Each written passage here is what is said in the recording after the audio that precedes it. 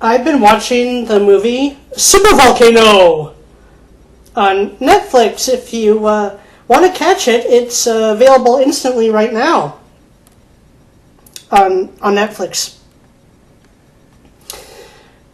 The movie is obviously about the supervolcano, the massive magma chamber underneath Yellowstone National Park, and a potential scenario of what would happen should it erupt within our lifetime. Now, I was very familiar with supervolcanoes long before this movie came out. I first learned about them in early high school, I think. There was a documentary a long time ago about them that first introduced me. I'll see if I can find the original documentary. It's not the one I've been finding in my most recent searches for it, but anyway. Now, this movie gets the science of a possible super eruption, provided the next eruption is a super eruption. It's also quite possible that, and they discuss this in the movie, that the next eruption is on a smaller scale. You know, when the character who is the secondary main scientist, John Galvin, talks about there being 3 Yellowstone eruptions within the past 2.1 million years. That's true. So roughly about one every 600,000 to 700,000 years. It is possible that in between those there could be a series of smaller eruptions here and there. That is possible. But of the event, of the scenario of a super eruption, they get the science pretty spot on. I mean, the writers really did the research for this movie. At the beginning of the movie, the first volcanic activity that you see, the first magma hydrothermal activity, is an earthquake that triggers a landslide on one edge of Yellowstone Lake, which in turn causes a tsunami to strike the other shore, drowning many people. I think it's 9 people, 9 bodies, which is actually a pretty low body count, but obviously because it's an earthquake in Yellowstone, it's pretty scary.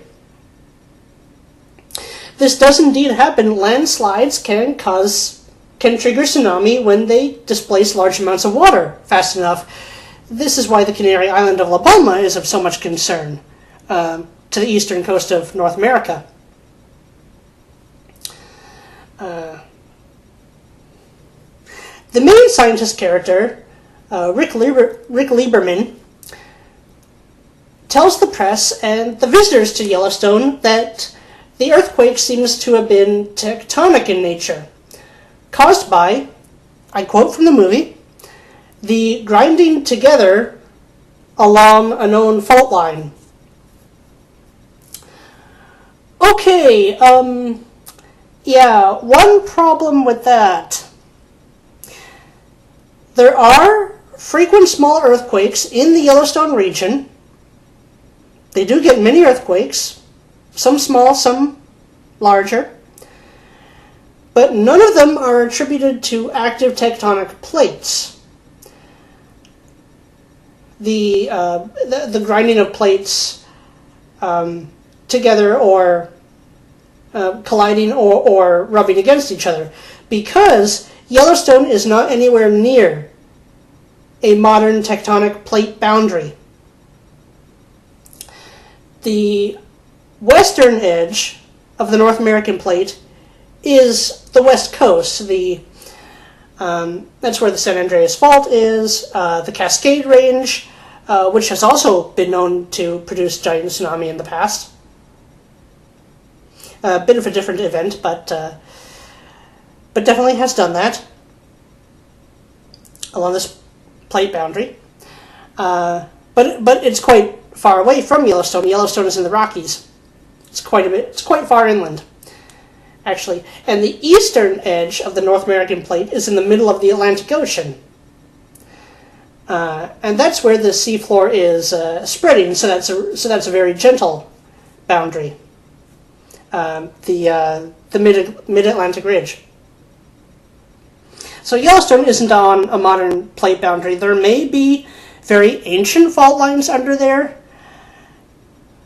but the earthquake activity is volcanic. The Yellowstone supervolcano, which is very much real, and in fact, as I said, this movie gets most of the science and scale of it right, is a hotspot, which is a place of the Earth's crust where magma rises by itself, independent of tectonic plate movements. It is not a subduction zone, it is not a transform fault, it is not... it's not plates moving, it's where magma is just rising due to magma activity in the mantle or a pathway opened up through the crust. Hawaii is another hotspot. The difference being, and why Hawaii is not a supervolcano, is that the plume that creates the Hawaiian Islands is able to escape to the surface easily. It has a very direct route from which it can constantly bubble up. There's nothing in the way. Thousands of times more powerful than any recent eruptions. Whoops. I was beginning watching another supervolcano documentary because after I'm done with this, I'm going to make another video describing and explaining all the science I can put together about supervolcanoes, their structure, and how they erupt. And so I need to brush up on the other documentaries too, but stay quiet for now. This is about the movie. Okay, now where was I? Let's see. Yes, the Hawaiian Islands versus Yellowstone, yeah.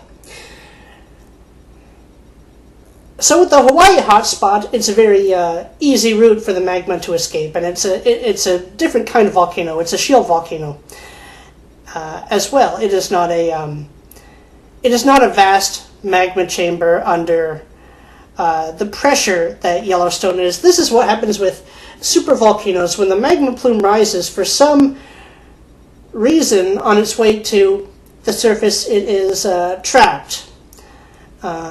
And the magma chamber builds and builds over time, over hundreds of thousands of years, until it has built enough pressure and rises enough to blast its way out in a gigantic super eruption.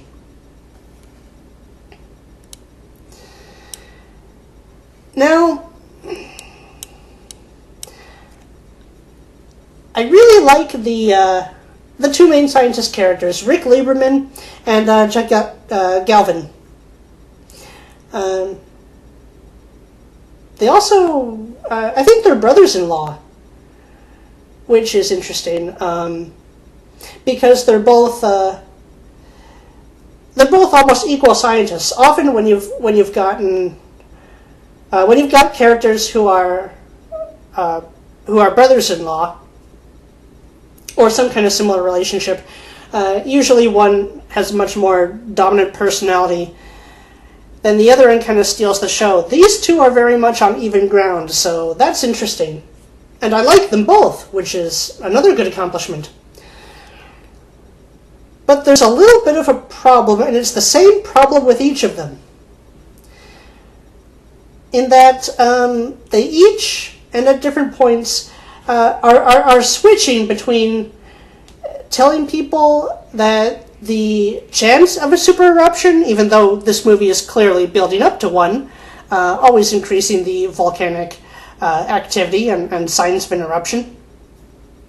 They're always switching between saying the events that are going on are very small and could mean nothing, are just water building up, which all could be true. The point is, the problem is, they're always shifting between saying, wait a minute, let's get the data, let's not worry, let's not cause a panic, the chance is still very small, and freaking out, telling everyone they need to take the threat as almost, of a super eruption as an almost imminent sure thing. It's back and forth constantly throughout the movie until it gets to the point where the super eruption is happening, at which point, no one can question it. That this unfortunately makes them both look indecisive and easily manipulated, rather than really portraying the kind of uncertainty that goes on in geology and volcanology, and particularly with something that humans in living or recorded history, memory, have never ever seen.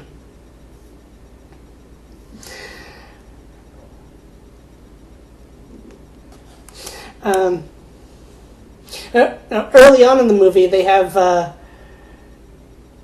the scientists at Yellowstone have people calling after the landslide and the small eruptions, asking how real this is. And after Galvin's little explanation with some blocks of the different scales of volcanoes, which is actually quite a bit of fun and quite easy to understand, which is what makes it good. The people calling Yellowstone asking how real this is, what the chances of an eruption are. One caller suggests drilling down into the magma chamber to siphon off the pressure, which I have heard proposed before. But the caller is told that this would not work, and that actually could cause the eruption itself. Which is true. It wouldn't work. I don't know offhand the chances of it actually causing the eruption. I've done a little bit of research in the past couple of days, and it looks like what scientists have been able to see of the Yellowstone magma chamber suggests that far too small a percentage of it right now is eruptible magma for us to be worried anytime soon. Of course, conditions in volcanoes can change quickly, so, and something to keep an eye on now and then. But even if it wouldn't cause the eruption itself, you're still only drilling a teeny pinprick into an extremely complex magma system. It's not like letting the air out of a balloon slowly. It's nothing like that. So, yeah, it wouldn't work. Next, they have the Pope calling, which we know because Galvin refers to him as Your Holiness, and tells him that, yes, this whole thing is set to go off in a matter of days, if not hours, and everyone on the Earth is absolutely going to die. I love that he screws with the Pope. That's hilarious.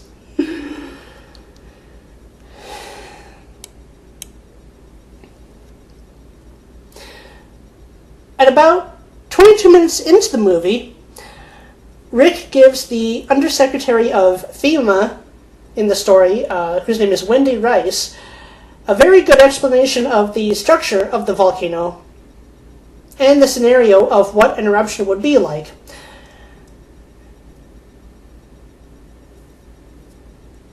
So this this little simulation that it gives is really worth watching. The scientists also use these very complex, very high-level technology holograms, holoprojections of the structure of the magma chamber to go through scenarios of magma building up and possible eruptions. I really don't think scientists actually have those kind of projections to work with. They do have programs like the one I'm mentioning, the one Rick shows to Wendy at about 22 minutes in. They have those, but the more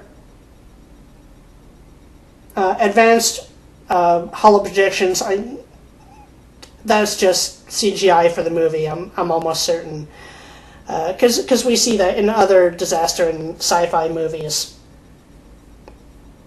Actual geologists don't have those to work with. But when they run one of these, looking at possible eruptions, when it seems certain that eruptible magma is building up, Rick and Chuck are going through simulations where they start where they run scenarios of different amounts of cubic kilometers of magma becomes unstable and erupts and comes to the surface, and the eruptions stay pretty minor at about, let's see, I think they start with what would happen if 1 cubic kilometer of magma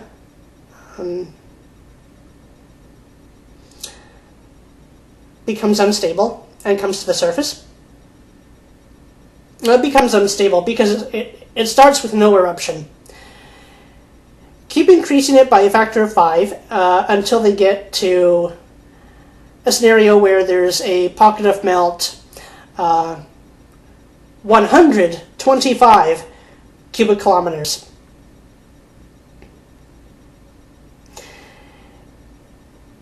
And at that point, the whole thing goes kablooey. And I mean the whole thing. And this is one of those points where they do this inconsistency. Galvin goes, okay, so you're saying if there was a pocket of melt over 125 cubic kilometers and a possible eruption at Norris, which is a location where the activity is building up, may trigger further eruptions, which maybe, just possibly, register as VEI8. So for those of you who aren't familiar, the VEI is the VEI scale. I think it stands for Volcano Eruption Index. Is that right? I got it. Let's see, I got the file here. Volcanic Explosivity Index. Okay. It's similar to the Richter scale for earthquakes, in which each number up, 0, 1, 2, 3, and then you have points in between, is 10 times the magnitude of the next number down. So, as they describe in the movie, the eruptions of Vesuvius, Fuji, and Mount St. Helens, for example, were VEI 5 eruptions.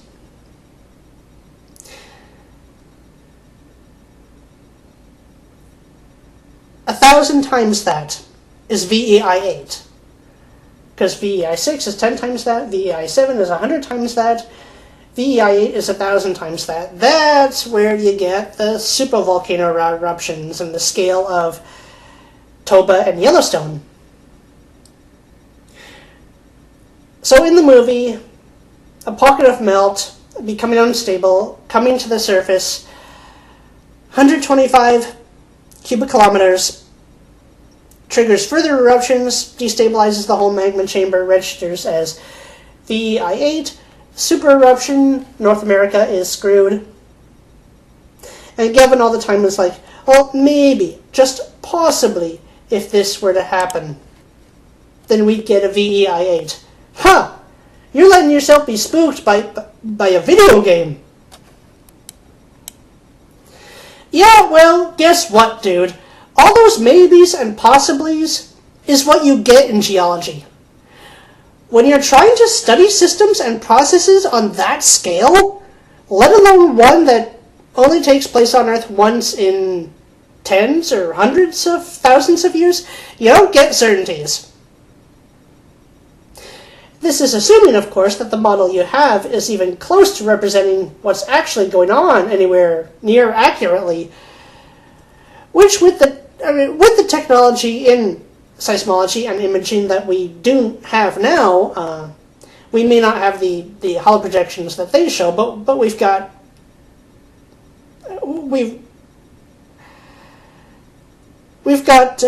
good technology, not bad at all. These are still immensely complicated systems that drive volcanoes and continents and earthquakes. All the data you gather, all the models you build, and all the mathematics you try to solve are still going to add up to just percentages and probabilities. That's the best we can do. This is also why climate science is so complicated, and people like President Obama and many college professors, as well as scientists caught up in the anti-human hysteria, have the unimaginable nerve to say that the science is done in regards to climate. The science is never done. And anyone who says that about such vastly complex geological and ecological issues, climatology, volcanology, pick any one of them, is already showing that they don't understand how science actually works. Science is meant to start with a hypothesis, maybe based on observations or some initial data. You gather more data, build models, analyze the data, do experiments, which in this case would mean running the eruption simulations because they're not going down into the magma chamber to measure it.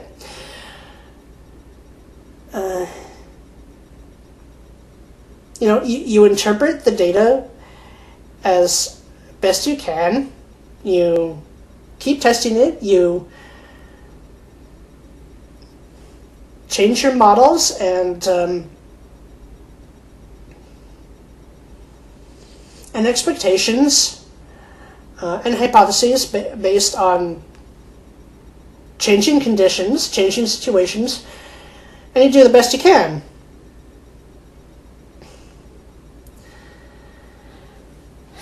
This makes it really obnoxious when we get to the actual politician guy, the mayor of Wyoming, I think, in this movie, who says to Rick,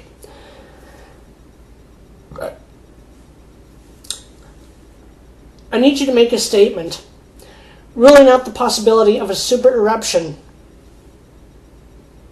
to of course, the population of North America, who are starting to panic because the activity is picking up. A request to which, if I was in Lieberman's place, I would laugh out loud. like this. Dude, I don't think you get it. The Earth doesn't care that we're living on it. The planet does not care that we want it to remain relatively geologically peaceful. Relatively. The volcano does not care what we want or don't want it to do. And the continent does not care whether the animals living on top of it panic or don't panic. If this thing is going to blow, then it is going to blow.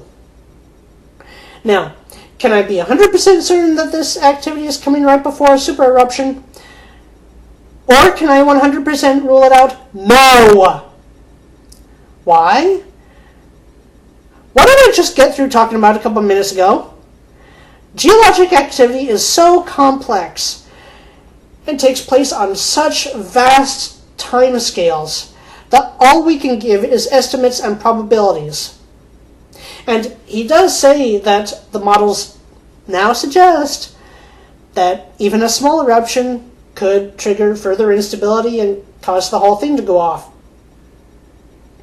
We know that the Yellowstone supervolcano is eventually going to blow. That is certain because it has happened, and it has happened on an impressively regular cycle, considering geologic timescales.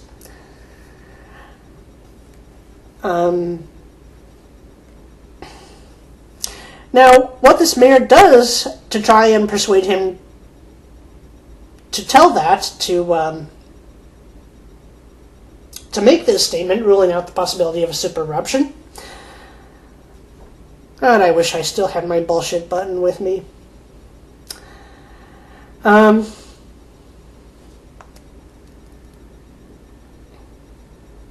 What he tries to tell him is that your models suggest a small eruption, something on the scale of Mount St. Helens. And even you have said many times that the chance of a super eruption is pretty much zero. And this is what I mean by Galvin and Lieberman coming off as weak and easily manipulated. Even though these guys are pretty much cornering him, it's the fact that they're constantly doing this throughout the movie that makes them seem weak. He says, no, you are right. And the politician says, well, then I really don't see what the problem is here. Well, I described what the problem is, but I'm not a character in the movie. So he actually cracks pretty quickly. He's being very passive and defensive about his objections, which he really shouldn't be being.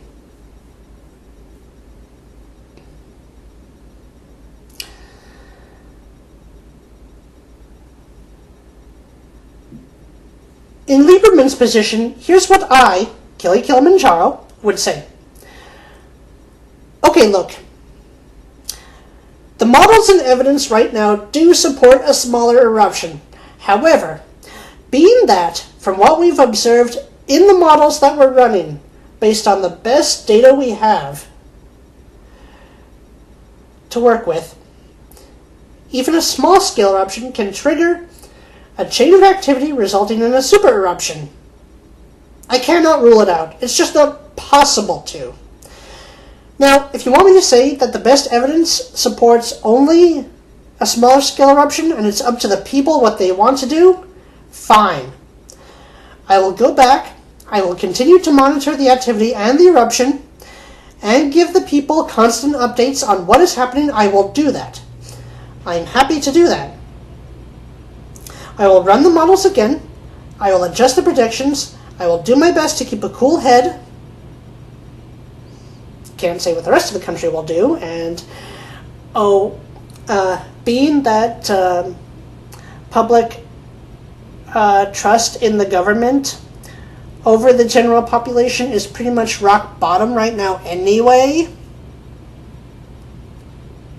can't say that they'll believe it at all. But don't you dare come to me asking for what I cannot give you, especially when, if this caldera really does go all out, it will be an apocalypse.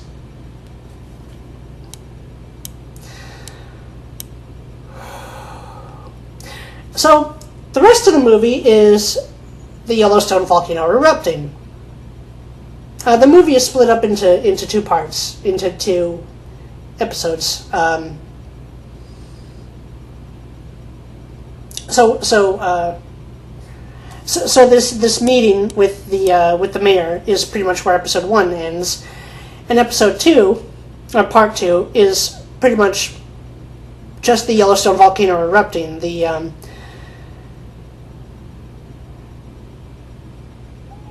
events of the eruption unfolding. A single vent at first, and then another, until, what a surprise, the whole caldera goes kablooey, and eventually falls again, making an even deeper crater. The next layer of the caldera, the next gorging out. Other than that, the film becomes very much the day after tomorrow-y. It's mostly about people trapped in the storms, in the ashfall, just trying to survive the worst until they can at least walk outside again.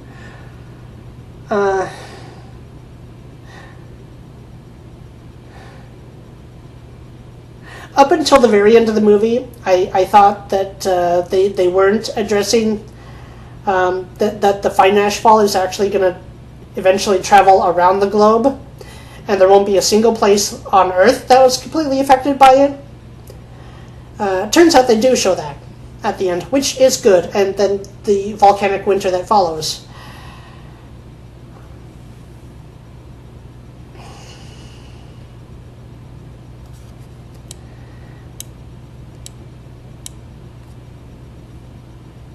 Now, before I close out here, let me mention one thing. The intro screen to the movie itself calls the supervolcano eruption nature's rarest and most cataclysmic event.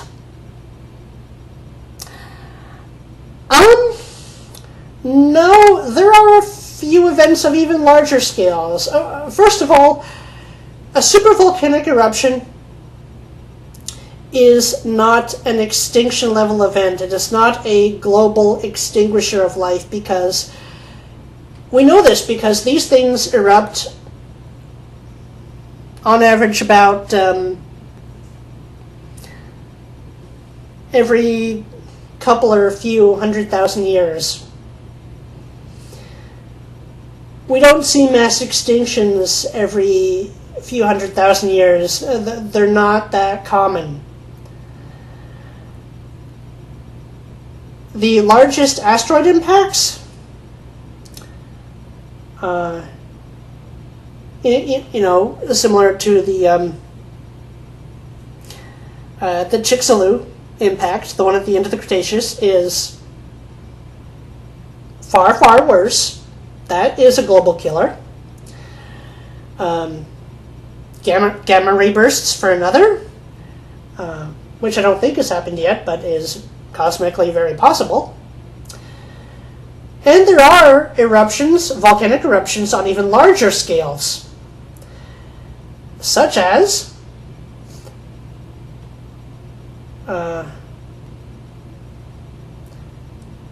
okay. Volcanic eruptions that take place once in maybe a few 100 million years.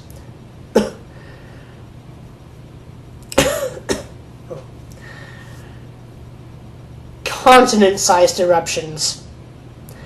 The last one being the magma fields of the Siberian Traps that took place at the end of the Permian, known in paleontology as the Great Dying, the extinction of 90% of Earth's biosphere, where all of Siberia, continent scale, whole thing just became one erupting, burning magma field. that one too will happen again. When another eruption on that scale will happen again, I have absolutely no idea.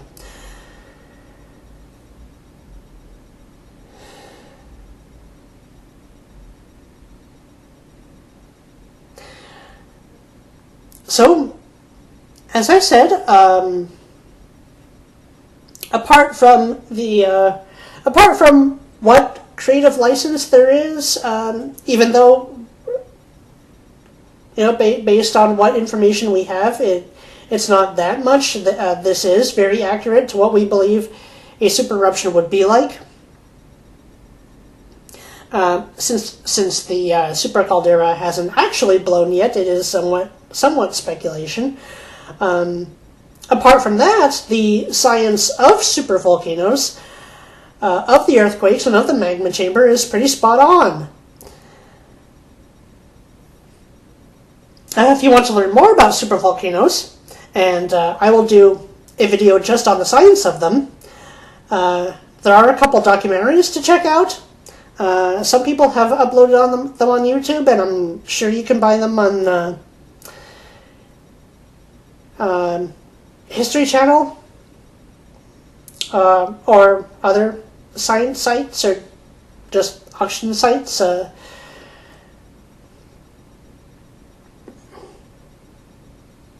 If you want to watch this movie, it's available instantly on Netflix right now. So go and catch it.